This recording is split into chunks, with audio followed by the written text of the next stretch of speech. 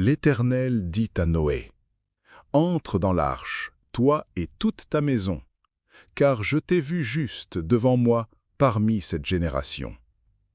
Tu prendras auprès de toi 7 couples de tous les animaux purs, le mâle et sa femelle, une paire des animaux qui ne sont pas purs, le mâle et sa femelle, 7 couples aussi des oiseaux du ciel, mâles et femelles, afin de conserver leur race en vie sur la face de toute la terre. Car, encore 7 jours, et je ferai pleuvoir sur la terre 40 jours et 40 nuits, et j'exterminerai de la face de la terre tous les êtres que j'ai faits. » Noé exécuta tout ce que l'Éternel lui avait ordonné. Noé avait 600 ans lorsque le déluge d'eau fut sur la terre. Et Noé entra dans l'arche avec ses fils, sa femme et les femmes de ses fils pour échapper aux eaux du déluge. D'entre les animaux purs et les animaux qui ne sont pas purs, les oiseaux et tout ce qui se meut sur la terre, il entra dans l'arche auprès de Noé 2 à 2, un mâle et une femelle comme Dieu l'avait ordonné à Noé. 7 jours après, les eaux du déluge furent sur la terre. L'an 600 de la vie de Noé, le second mois, le 17e jour du mois, en ce jour, toutes les sources du grand abîme jaillirent et les écluses des cieux s'ouvrirent.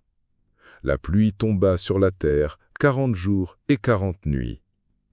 Ce même jour entrèrent dans l'arche Noé, Sem, Cham et Japheth, fils de Noé, la femme de Noé et les 3 femmes de ses fils avec eux.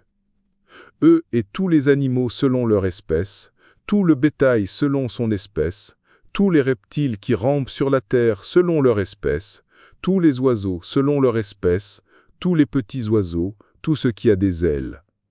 Ils entrèrent dans l'arche auprès de Noé, 2 à 2, un mâle et une femelle, comme Dieu l'avait ordonné à Noé.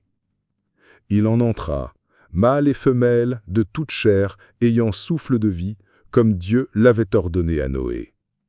Puis, l'Éternel ferma la porte sur lui. Le déluge fit 40 jours sur la terre. Les eaux crurent et soulevèrent l'arche, et elle s'éleva au-dessus de la terre. Les eaux grossirent et s'accrurent beaucoup sur la terre, et l'arche flotta sur la surface des eaux. Les eaux grossirent de plus en plus, et toutes les hautes montagnes qui sont sous le ciel entier furent couvertes. Les eaux s'élevèrent de 15 coudées au-dessus des montagnes qui furent couvertes. Tout ce qui se mouvait sur la terre périt, tant les oiseaux que le bétail et les animaux, tout ce qui rampait sur la terre et tous les hommes.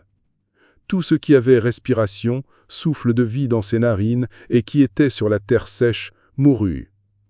Tous les êtres qui étaient sur la face de la terre furent exterminés, depuis l'homme jusqu'au bétail, aux reptiles et aux oiseaux du ciel.